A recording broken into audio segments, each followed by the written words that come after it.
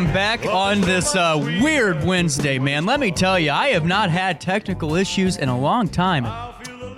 Playing with us today, you know? But that's okay. Steve Nelson's with me. Here, let me throw you that microphone over there. Pull that closer. Yeah, pull that over to you. Steve Nelson, you are the coach of Jerseyville Bowling. Yes. And you guys are having the season to remember. I mean, this has been really cool. Now, this is your first year as the head coach, correct? Yes, I took over from Chris Skinner as of last year, and then I've been taking over. It's been a weird year. A weird year for a weird Wednesday in the studio, you know? So take us through this. We saw the story that Dan wrote about your guys' success in the tournament, and you guys are moving on. But take us through just the year and how it started. Were you expecting, was the team expecting to be so successful, early on? No, I actually had 5 seniors that I started out with. And after the couple of weeks, they started, there was some of my younger guys that actually stepped up. So I, just like Chris did when he had it, we went by averages of what, takes it. So the top 5 averages is what I used.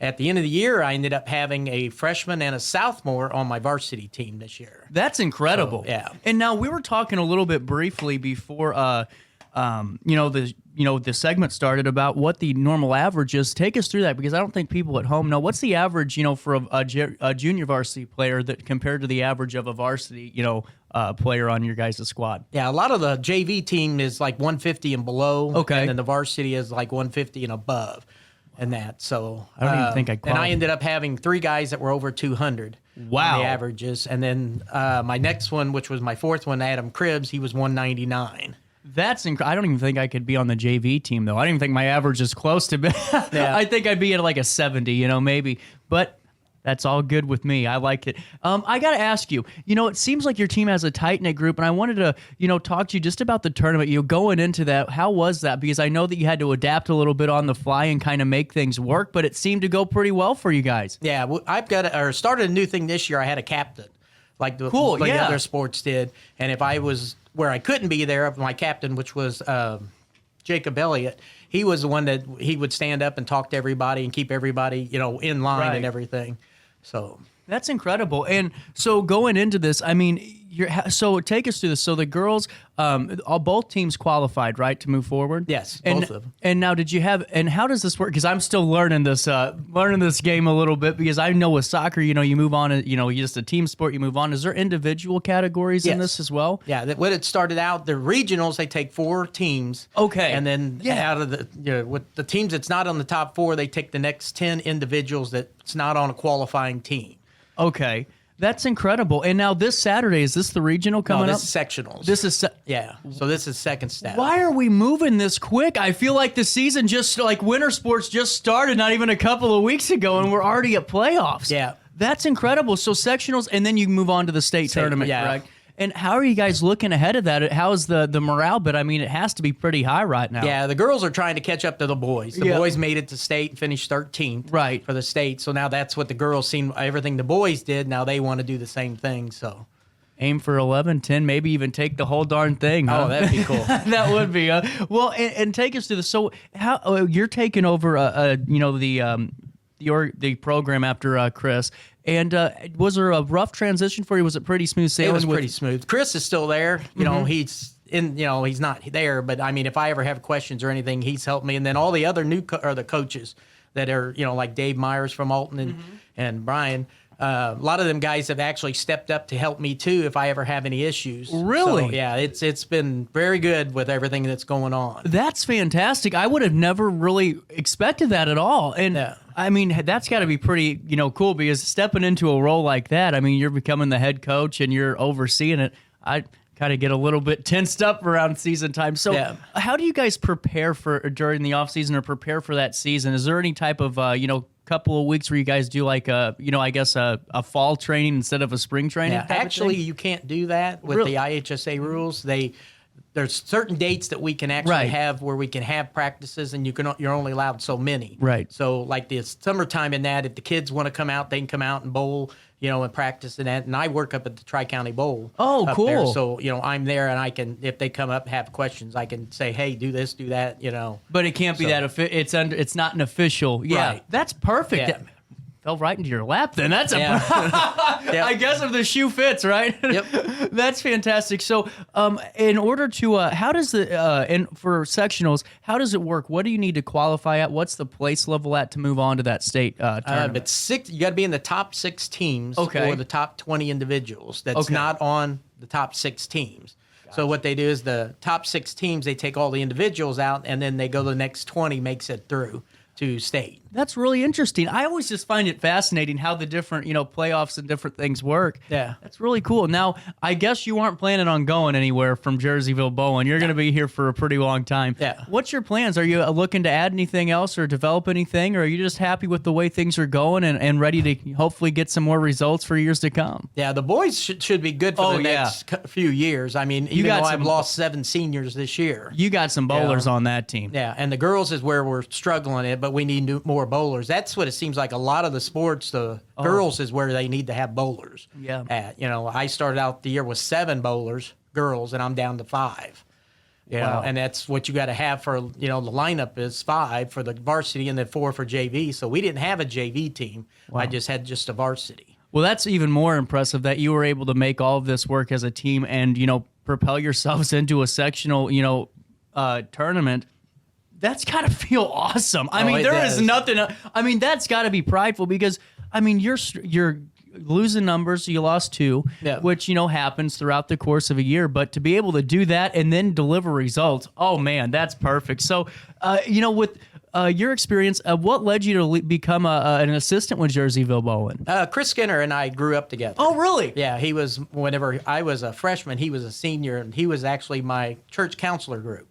And and we knew each other through there. And then whenever my boy bowled with him, and then when he quit bowling, then Chris asked me if I'd help him, and that's when I started with Chris. That's really cool. And now, has there been a bit of advice that he's given you before you started to take over the full reins of head coach? Was there any bit of advice or tidbits he gave you going into this? Well, some of it, yes, but some of it was brand new. The stuff that he did tell me was, like I said, he go by the averages. Numbers don't lie, which they don't. No. If your averages are high and your numbers are high, you start them kids. And if somebody up below them wants to take over, which, like I said, I had 2 kids, Joey Keel and Adam Cribbs. They were JV team at the beginning of the year, and they both stepped up, and they ended up varsity, and they ended up going to state with us. That's as the 5. That's incredible. And I mean, just from because my dad's was a coach and still is for Marquette and head coach at Alton for the boys soccer team. But that's so cool to hear you do that because that's a great incentive. I mean, that's a motivator right there. Right. You aren't, if you're on the team you don't want to be on, or if you want to be in that varsity level,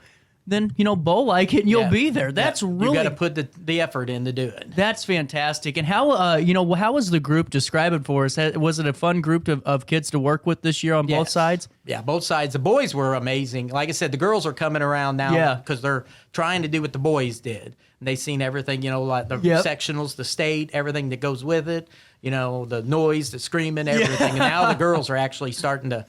I wish they'd have done it at the beginning of the year instead of waiting till now. Right. But like I said, with all the stuff we had going on the team, losing a bowler, the day before we go to regionals, and I having this other girl that I used her as a sub, and she actually stepped up, and she bowled the best she ever bowled in her life, and that was Kaylee Edwards. That's incredible. And that's what you segued this perfectly, because I was going to ask you about that, because, I mean, the most important thing heading into playoffs, I think, is just knowing what your roster is going to be, knowing who's going to be on the field, the court, who's going to be in the lanes, all of that. But then you get there and you lose a player. You're looking around going, what next? I mean, that's got to be pretty stressful. How did you? Was it just right place, right time for Kaylee there? Yeah, well, that and also that she was the only other one I had because you have to have 5. And like I said, it was the day before regionals that this girl dropped off on me. So, and that's Kaylee stepped up. And like I said, she's a 79 average bowler. Right. And she was over all 6 games because you both 6 in the like regionals. Okay. So she was over all 6 games. She was over average. And it was just unreal watching her. And she was so tickled to death. I bet she was. And everybody, all the rest of the girls, they took her under their wing. They were all high-fiving her and everything. And she felt like she was part of the team, which was cool. Kaylee, my hat's off to you. That's impressive to just come out, cold and just bowl over your average in a moment that the team needs you big time. Oh, yeah. Hats off to you, and seriously, congratulations. That is so awesome. And now, I mean, it's kind of cool though that you're coaching, the boys and the girls, because it's you get a great perspective on it, because you're right. I think the moment the boys did as well as they did, it's the snowball effect, or the snow globe effect, where they're going, wait a minute, I want to do that too, Yeah. And I also have an assistant coach with Samantha Ayers. Okay. And she was, when I was with the boys, she would be with the girls, and she took care of them like crazy too. And she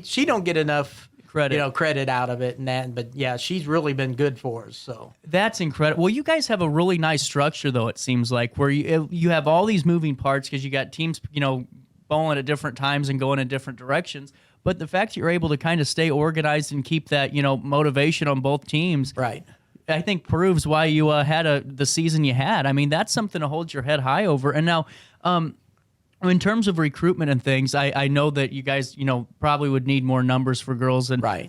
Is there any type of, because in soccer, I know that we had like 2 weeks, we could do like a camp or something before this, school ended. Yeah. Is there something that you guys do that, or is that just head up to the bowling alley and let's see what we can do? They have a summer camp, which they didn't have one last year, but the year before Chris had one when he was there. And they come in, Chris and I was there, and we'd help the kids, and it was all ages. You just come and do it. They're trying to get the grade school, the 8th graders, because Alton Dave down here, Myers, said that he was trying to get them to do a team up there. So we're trying to see if we can get that together. Chris tried to get it going, but we never could get it going. It's so cool to hear that, because it just I'm still learning the whole bowling world. I was a soccer guy forever, but to hear other coaches working together to develop this, that's what's so cool to me about this is it's cool to see the results and winning the awards and getting the trophies, but to have really a community where you guys are really trying to develop a sport, that's awesome. Yeah. That is really awesome. And now, in terms of this, so if you guys do well on Saturday, and this Saturday, if you do well and you place over the over 6, you got to be over 6 or top 20 in the individuals. When's that state tournament? Next Friday and Saturday. It's up at Chicago. It's nonstop, isn't it? 1 week after another. The last 6 weeks have been crazy, because, like I said, the last 3 weeks was the boys' regional sectionals and state, and then this week was the girls, or last week was girls' regional sectionals and state next week. So yeah, it's just like boom, boom, boom. My other question is, how are you staying sane through all this? It's hard. Yeah, it is very hard. Yeah, Chris didn't tell me this. I've learned a lot this year that I didn't know. On the job training, and that's the thing. The head coaches, people don't realize everything that they went through and go through, for everything. But yeah, everything started off kind of shaky this year, but it was being new. A lot of it's communication. That's Big where the time. issue is. Your kids on your team need to communicate to your parents what's going on, the right thing, not what they want them to hear. And then the parents need to come, and talk things out if there's issues and that. So. Boy, don't even get me started on that. You'll get me talking for about 2 hours, and we'll both be in trouble. But you made a great point, because, like I said, being the son of a guy that's been a head coach at different places, whether it's Alton High or club, and doing really a bunch of stuff with that.